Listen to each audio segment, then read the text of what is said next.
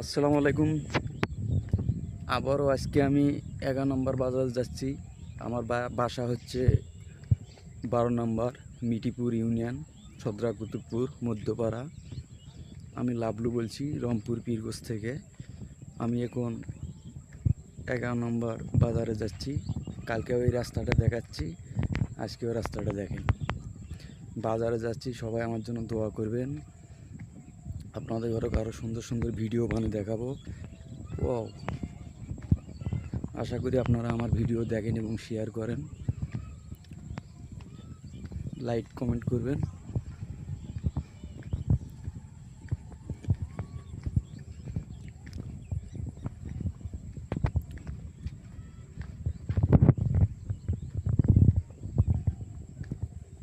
কি এগুলা